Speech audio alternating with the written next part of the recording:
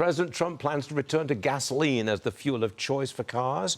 He has unveiled an historic reset of Biden-era fuel rules. Former Energy Secretary Rick Perry joins me now. Sir, are you pleased to see the EV industry in retreat? I'll bet you are. Well, I'm pleased to see the market work is what I like. It's let the American people decide what they want to buy and keep government's thumb off of the scale. And that's been done. I mean, the EV is in retreat. They're not going to go away, but we're now going to be able to buy the car of our choice. That's basically it, isn't it? And that is a good thing. Allow the American people to buy what they want.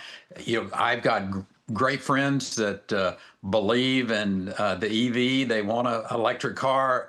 You know, they got a Tesla, and you know, God bless them. That's great and good.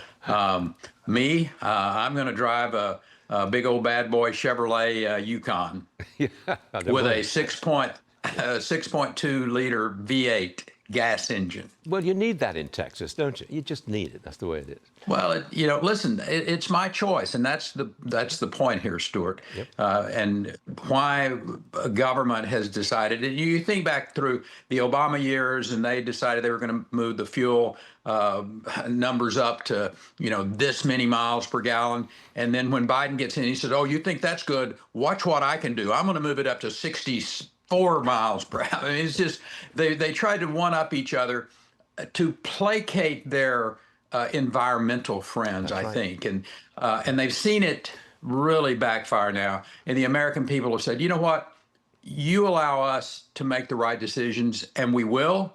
Don't overtax us, don't overregulate us, don't overlitigate us, and we will show you how to drive an economy forward. That's the key to all of this. And you've had both the Obama and the Biden administration that tried to overregulate, overtax, and quite frankly, overlitigate. And we pay a price for that. President Trump understands if you won't overtax, if you won't overlitigate, if you won't overregulate, the economy will boom. That's exactly what he's doing from my perspective. And, you know, leave us alone, government. Try to have as small an impact on our lives as you can, which may be a bit of a pipe dream, but less of an impact than the previous administration and certainly the Obama administration. And you will see the American consumer spend their money because they trust they're going to get a real return on their investment. They'll spend the money, they'll invest, whether it's in you know, the AI side of things, whether it's in the energy side of things, and the American economy will lead the world. There is a data center boom in Texas, and that's ramping up the demand for electricity. Apparently, there is some pressure on the power grid as we head into the winter months. Mr. Secretary, is there a chance of blackouts in Texas this winter? Well, there's always a chance of a blackout, but I will say that we took our eye off the ball for a little while back in the early 2000s.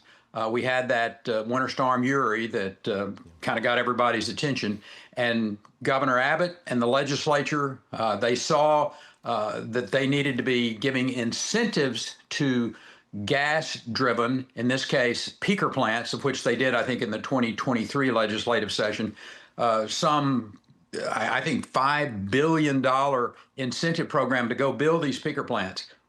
That, from my perspective, is a good use of state monies to incentivize some of the really important things in life. When you flip that switch on, you need to have the lights come on, the power that you're going to need to, you know, keep your home either warm or cool, and to drive the economy. And particularly we're seeing in this AI data-driven environment that we're in, the need for power is powerful.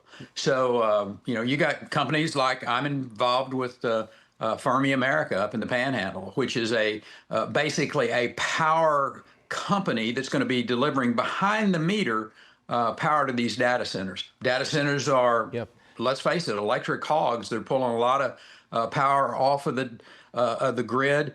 We have to make good decisions about how to make sure that America, and in our case, Texas, has the power Yep. on our grid to be able to have the economics and to keep people safe. I just want to get this in before we close. The Supreme Court has allowed Texas to use its newly redrawn congressional map. It's a win for Republicans. We asked House Speaker Johnson, he was on the show earlier, we asked him about this. Roll tape. Well, I would say it's a win for common sense and the rule of law. What the court finally affirmed is what we've known all along. Texas had a legal right to redraw the lines and to do it in a fair way that reflects their population. We have a great record to run on, great candidates. We're excited about the midterms. Mr. Secretary, how many more seats does this mean likely for the Republicans in Texas? Well, I think anywhere between 4 and 5 is what I understand. And you know, Texas had the right to do this. You know, we are a conservative state. We're a Republican state. And I think we had every right in the world to do this. It's and, raw. you know, the folks over in California may want to do what they want to do, but that's their call. Florida will too, but it's basically it's raw, bare-knuckle Indeed. politics, isn't it? This is what it comes down Well, to. you know what? And that's okay because it's democracy. Yep. And that's representative government, and that's how it's supposed to work from my perspective. Rick Perry, it's always a pleasure having you on the show. Don't be a stranger. Thank you, sir. Stuart. Come God back bless to you, it. brother. Yes, sir. Thank you. Yes, sir. Happy holidays. You too, sir. Merry Christmas.